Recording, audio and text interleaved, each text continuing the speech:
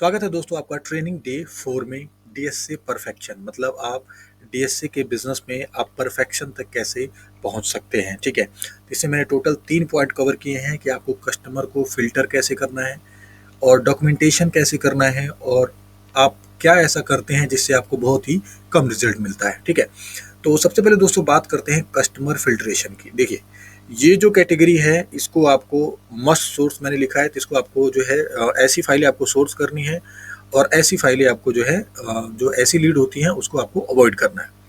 तो must source में क्या होता है, जैसे गुड सिविल, अगर किसी का सिविल बहुत अच्छा है ना, तो ऐसी फाइलें जो है आप सोर्स कर सकते हैं। और अगर सिविल के साथ साथ उसकी इनकम भी अच्छी है तो ये इस तरीके की फाइल पे आपको बहुत अच्छा रिजल्ट मिलेगा।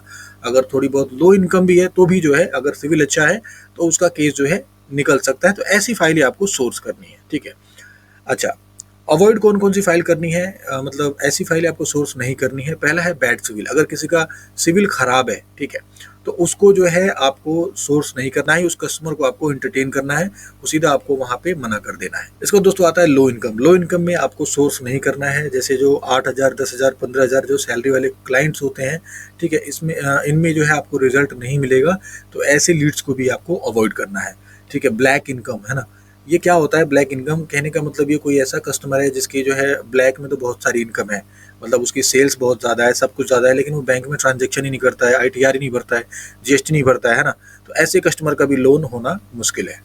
ठीक है, अच्छा, ब्राइब ऑफरिंग कस्टमर, कुछ कस्टमर ऐसे होते हैं जो आपको पहले ही पैसा ऑफर करते हैं। ठीक है, तो इसका मतलब ये होता है कि उनका सिविल जो है खराब हो चुका होता है या उन्होंने बहुत ज़्यादा इंक्वायरी ऑलरेडी कर रखी है ना। तो ऐसे कस्टमर से भी आपको बचना है, ऐसे कस्टमर को आपको लोन के लिए मना कर देना है, इससे आपका टाइम बचेगा। ठीक है, अच्छा, दूसरा ओवर लेवरेज कस्टमर, कोई ऐसा कस्टमर है जिसकी सैलरी 50,000 है और वो जो है उस कस्टमर को लोन कहीं से नहीं मिलेगा क्योंकि वो ओवर लेवरेज हो चुका है। ठीक है, तो ऐसे कस्टमर को भी आपको अवॉइड करना है। और विदाउट इनकम प्रूफ, कुछ कस्टमर ऐसे होते हैं जिनके पास इनकम प्रूफ ही नहीं होता है ना, उनको उनका सिविल भी बहुत अच्छा है, सब कुछ अच्छा है, लेकिन उनके पास इनकम प्रूफ नहीं है। तो इस कैटेगरी में भी आपको जो है ऐसे कस्टमर्स को आपको अवॉइड करना है। इसके बाद दोस्तों डॉक्यूमेंटेशन। ठीक है, डॉक्यूमेंटेशन में आपको क्या करना है, डॉक्यूमेंट्स यूजिंग कैमरा। कभी भी किसी लो क्वालिटी कैमरे से जो है आप डॉक्यूमेंट्स की फोटो ना लें। इससे क्या होता है ना कि वो अगर वो डॉक्यूमेंट्स दिखने में क्लियर नहीं है ना, तो उस कंडीशन में भी आपकी फाइल स्टक हो सकती है। ठीक है, तो इस चीज़ से बचें। इनकम्प्लीट डॉक्यूमेंट्स, कभी कभार क्या होता है कि आपको नहीं पता है कि कौन कौन से डॉक्यूमेंट चाहिए, आपने आधे अधूरे डॉक्यूमेंट जो है सीआरएम में अपलोड कर दिए या बैंक में भेज दिए, है ना। तो इस कंडीशन में क्या होगा कि आपकी फाइल जो है वहीं पे अटकी रहेगी। तो आपको ये मेक श्योर करना है जब भी आप कोई भी लीड अपलोड करें तो कस्टमर के जो भी डॉक्यूमेंट्स रिक्वायर्ड हैं वो सारे के सारे डॉक्यूमेंट्स होने चाहिए। ठीक है, तीसरा है दोस्तों लो प्रिंटेड डॉक्यूमेंट्स, मतलब ऐसे डॉक्यूमेंट्स जिनकी प्रिंट जो है सही नहीं है। ठीक है, तो वो क्या होता है, जैसे आप उसकी फोटो लेते हैं या स्कैन करते हैं तो वो आगे जाके ना उसके पिक्सल्स कम हो जाते हैं। तो अगर वो उसे हम डाउनलोड करके प्रिंट करते हैं तो वो जो है क्या होता है ना, वो ब्लर हो जाता है, बिल्कुल वो जो है दिखाई नहीं देता है ना।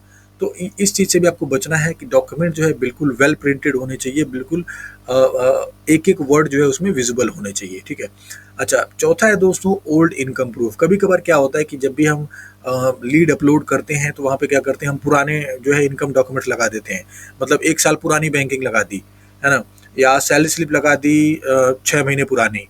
ठीक है, तो इस तरीके के जो इनकम प्रूफ डॉक्यूमेंट्स होते हैं इसमें भी आपको कोई फायदा नहीं मिलने वाला है। तो जब भी आप कोई भी लीड सोर्स करें तो कोशिश ये करें कि जो कस्टमर के जो डॉक्यूमेंट्स हैं वो अप टू डेट है। ठीक है, पांचवा है दोस्तों wrong contact numbers and email. कभी कभार क्या होता है कि हम जल्दीबाजी में कस्टमर का जो नंबर है वो भी हम गलत फीड कर देते हैं, या आगे जो है हम गलत ईमेल एड्रेस दे देते हैं या गलत मोबाइल नंबर दे देते हैं।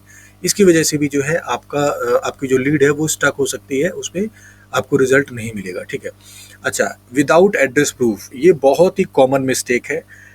ऐसे जो है हजारों लोग हैं जो क्या करते हैं, विदाउट एड्रेस प्रूफ ही जो है वो लीड सीआरएम में अपलोड कर देते हैं या फिर बैंक में फाइल भेज देते हैं। एड्रेस प्रूफ दोस्तों हर एक बैंक में मैंडेटरी है।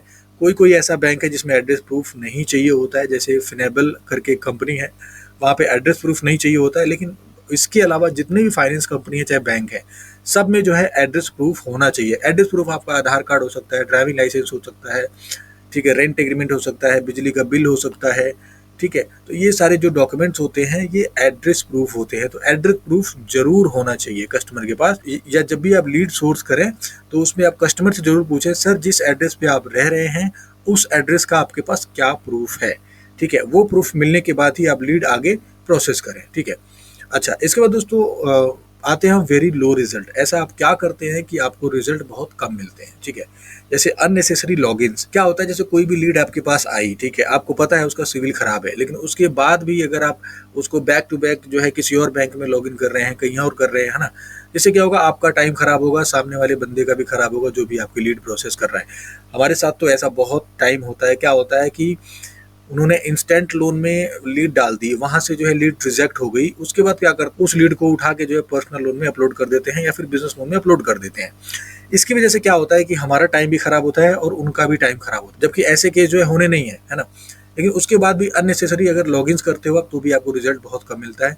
Insufficient knowledge. क्या होता है, जब भी आप कोई लीड प्रोसेस करते हैं, ठीक है, आपको पता ही नहीं है कि कौन सी फाइल कौन से बैंक में होगी, है ना।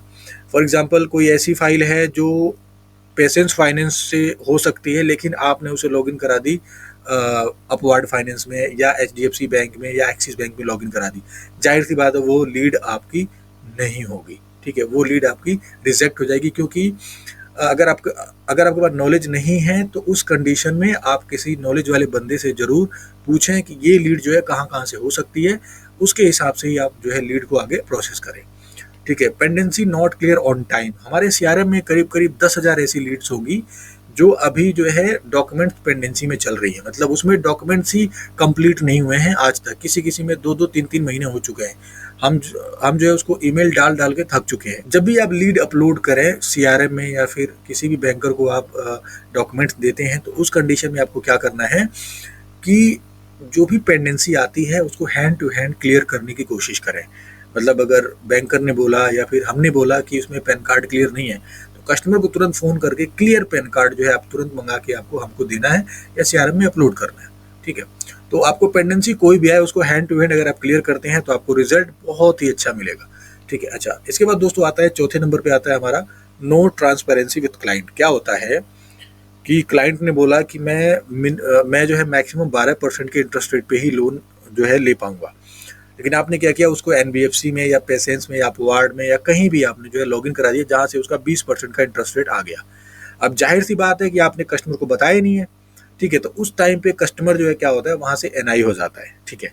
मैक्सिमम क्लाइंट आपके जो है क्लोज नहीं होंगे, जिसको नीड नहीं होगी लोन की ज़्यादा, वो जाहिर सी बात है वो मना कर देगा। तो ऐसे कस्टमर के साथ आप जो है ना ट्रांसपेरेंसी रखें, सर इतना रेट ऑफ इंटरेस्ट जाएगा और इतना प्रोसेसिंग फीस लगेगा, इतने दिन में लोन होगा। ये सारी चीज़ें जो है आप कस्टमर के साथ ट्रांसपेरेंसी रखें, जिससे जो है अगर इस लीड का अप्रूवल आता है तो ये जो लीड है आपकी ये बहुत जल्दी क्लोज हो जाएगी, जिससे आपको बेनिफिट होगा, ठीक है। रॉन्ग कमिटमेंट का मतलब ये होता है कि कस्टमर की सैलरी मान के चलती है 20,000 रुपये, आपने बोल दिया कि उसको 10 लाख रुपए का लोन मिल जाएगा, जो एक तरह से बिल्कुल रॉन्ग कमिटमेंट है। क्योंकि 20,000 सैलरी वाले बंदे को 10 लाख रुपए नहीं मिल सकता किसी भी हालत में। हाँ, बहुत अच्छा सिविल है, बहुत बढ़िया बैंकिंग है, तो वो जो है 2 या 3 बैंकों से जो है मल्टीपल फंडिंग करके हम उसे लोन दे सकते हैं, लेकिन उतना ही कमिटमेंट करें जितना पॉसिबल हो। हमारे साथ क्या होता है कि कस्टमर की सैलरी 25,000 है और उसको लोन चाहिए 20 लाख रुपए का, ठीक है। आप खुद सोचो 20 लाख रुपए की जो मिनिमम EMI बनेगी ना, वो बनेगी 45 से 50,000 रुपए, ठीक है। अब 25,000 की सैलरी है, तो ऐसे में बंदा लोन कैसे भरेगा, ठीक है। तो कस्टमर ने बोल दिया कि मुझे 25 लाख रुपए चाहिए, आपने बोल दिया हाँ जी सर मिल जाएगा, लेकिन क्या होता है ना, रॉन्ग कमिटमेंट की वजह से अब क्या होता है कि 25,000 सैलरी वाले की फॉर एग्जांपल 3 लाख का अप्रूवल आ गया। अब आपने उसको पिक्चर दिखा दी है 25 लाख रुपए की, तो वो जो है 25 लाख रुपए की रट लगाएगा और आपका केस जो है क्लोज नहीं होगा, ठीक है।